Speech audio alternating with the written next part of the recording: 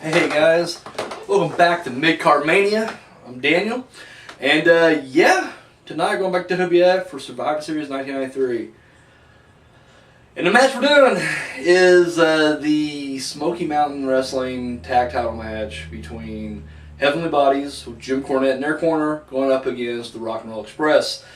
And I'm thinking to myself, why do you do this to yourself, Daniel? Why? Alright, so, and I mentioned this before when I was bitching about the matches I had to do last time. You know, the concept, so I thought it'd be interesting.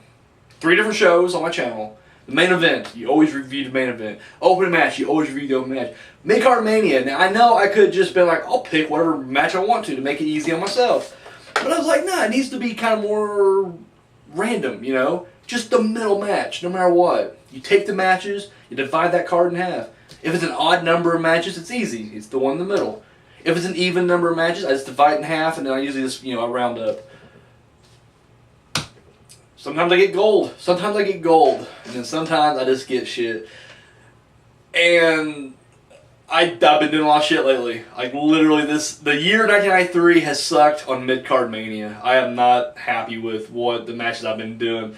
But I was like, Survivor Series is rolling around the corner.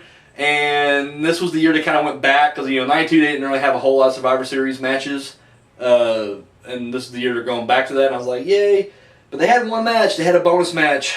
It's fucking Smoky Mountain, and I was like, what are the odds? And of course the odds are really good apparently because I got the fucking Smoky Mountain tag match.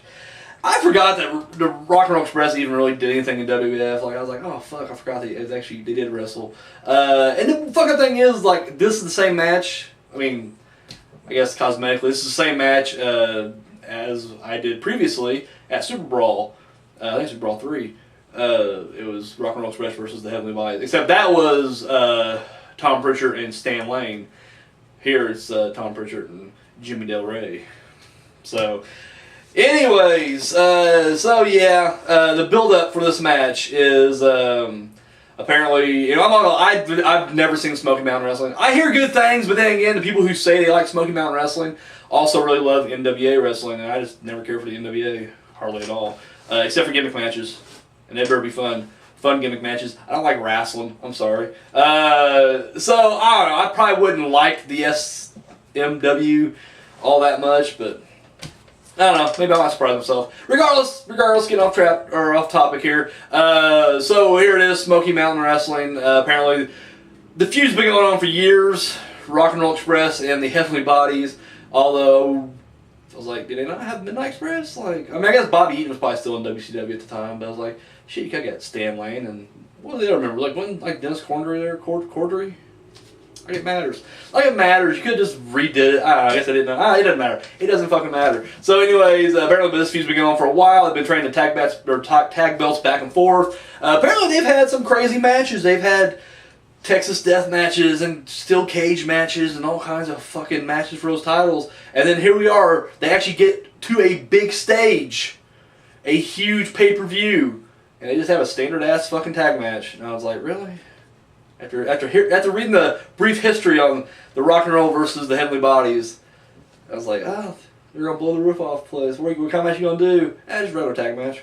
Fuck. So anyways, that's the setup right there. I will say Jim Cornette's awesome as always. He comes out and of course he verbally blows the Heavenly Bodies, and then they come out and they verbally blow him. But the best part is when the Rock and Roll Express music hits. Because you see them coming out, but you see on the big screen there next to the entranceway, you can still see them in the ring. And like Jim Cornette just overacts so much. He's like, oh, that music. Like he didn't know, like, they're coming out next. But he's just like in shock, like, oh my god, I can't believe you're here. Anyway, so we had match. Not lie, no crowd reaction at all. Like, I forget where this actually took place at. And I'm like, man, was this down south? Because you would think Rock and Roll Express, I guess Heavenly Bodies, probably get pretty good reaction, pretty good pop. No, not here. Not here at this venue. I need to look that up. I should look that up before I did this video, but either way, there was not much of a reaction at all.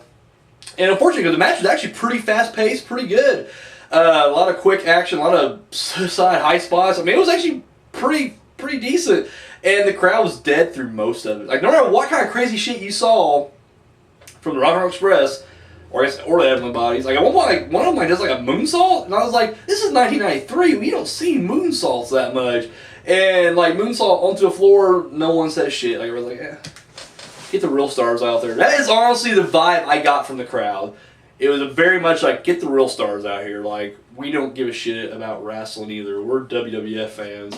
We want cartoons. And it comes across loud and clear, or I guess silent and clear, because it's like, not much of a reaction. One little funny moment, which, I mean, I guess it makes sense in a way, but it still does seem kind of ridiculous. One of the bodies throws, like, Ricky Morton into a corner, but then, like, Robert Gibson like, he's on the apron, he hops over the turnbuckle to, I guess, protect his buddy. But, like, aren't your bodies still colliding at high speed? Like, I'm sure it softens the blow a bit, but, like, I've seen people get thrown into the turnbuckle together, and that second guy sells just as much as that first guy. And it's like, that's just body on body as well. But anyway, they protected him, and then they throw the body into the turnbuckle, and before he gets there, the other body tries to do the same thing, but then Robert Gibson just knocks him out of the way, and he hits the turnbuckle, and just like, oh god, this is the worst turnbuckle I've ever hit in my life. Yeah, so at one point, getting close to the end here, Ricky Morton, I think, is tossed over the top rope out of the ring, and Robert Gibson's just like, yes! We won! That's a DQ in Smoky Mountain! I did not know that, and that just saddens me. I hate that. That's the dumbest fucking rule. Like, I'm a WWF kid through and through. And I don't know, maybe back when Vince Sr. ran things, that was a rule. I don't know. But I know as far as like 1985 and above, you can toss motherfuckers over the top rope all you want. Like all day long. Like all day long. You can just be like, yeah, fuck you, throw them out. Come back in, throw you out the other side.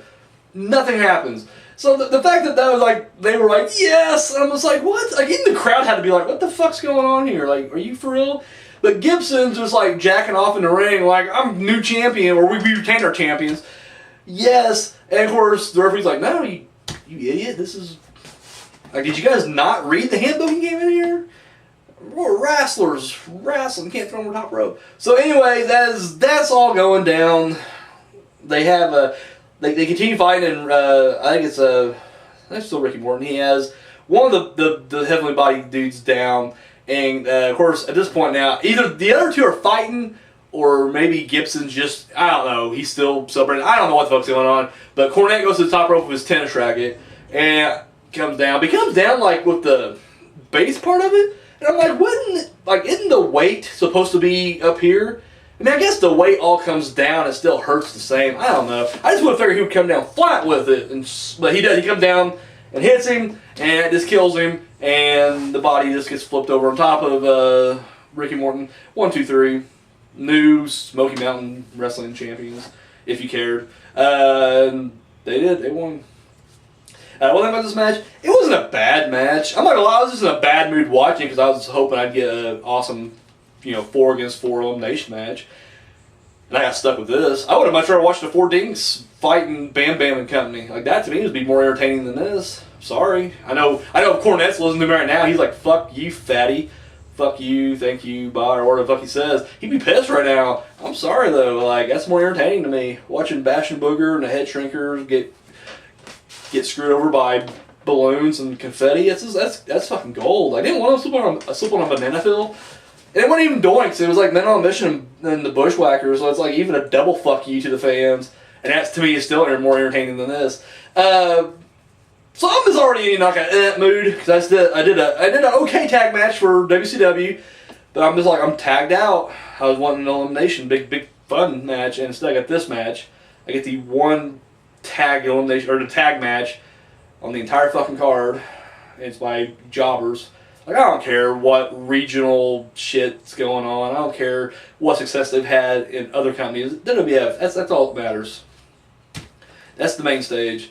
And these guys ain't cutting it at all. No reaction. Even from I think you do get a pretty good pop from Cornette coming off top rope, and that's not even like a major, like, it was just kind of like, oh shit, something different's happening. It's over. So yeah, not a bad match. Like I said, I don't want to give the impression I didn't enjoy the match. It was a decent match.